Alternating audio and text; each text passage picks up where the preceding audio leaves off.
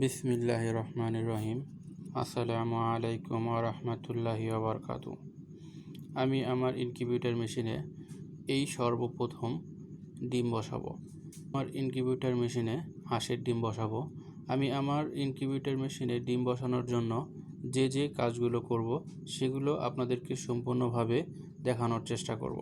আমি আমার ডিমগুলোকে সর্বপ্রথম ডিমে লেগে থাকা ময়লাগুলোকে সাদা পানি দিয়ে পরিষ্কার করে নিব। এরপরে ভালোভাবে পরিষ্কার করে নেওয়ার পরে ডিমকে জীবাণুমুক্ত করতে হয়।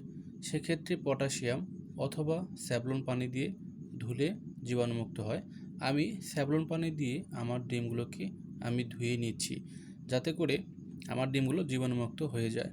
স্যাভলন পানি দিয়ে ধোয়ার পরে আমি আবারও সাদা পানি দিয়ে আমার ডিমগুলোকে ভালোভাবে ধুয়ে নিচ্ছি।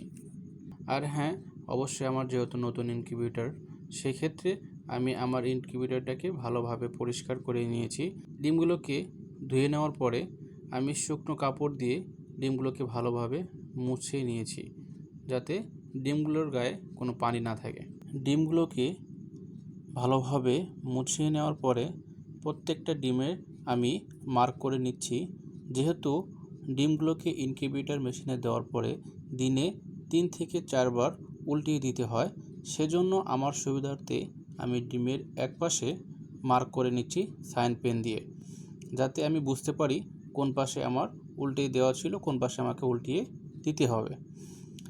সবগুলো ডিম মার্ক করার পরে আমি ডিমগুলোকে ভালোভাবে চেক করে নিচ্ছি যে এই ডিমগুলো আসলে বীজ ডিম কিনা। কেননা ডিমগুলো যদি বীজ ডিম না হয়, সেক্ষেত্রে বাচ্চা ফুটবে না। সেই জন্য আমি প্রত্যেকটা ডিমকে ভালোভাবে দেখে নিচ্ছিলাম যে প্রত্যেকটা ডিম আসলেই বীজ ডিম কিনা। প্রত্যেকটা ডিম চেক করে নেওয়ার পর আমি ইনকিউবেটর মেশিনে ডিমগুলোকে সারিবদ্ধভাবে সাজিয়ে দিচ্ছি এবং যে পাশে মার্ক করা ছিল সেই পাশে আমি উপরের দিকে দিয়ে দিচ্ছি, যেন পরবর্তীতে ডিমগুলোকে উল্টিয়ে দিতে আমার জন্য সুবিধা হয়।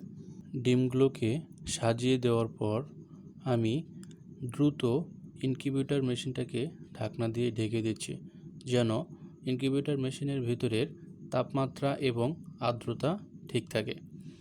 আপনারা আমার জন্য দোয়া করবেন যেন আল্লাহ তাআলা আমার কাজে বারাকা দান করেন এবং আমার ডিমগুলো ভালোভাবে বাচ্চা ফুটে বের হয়।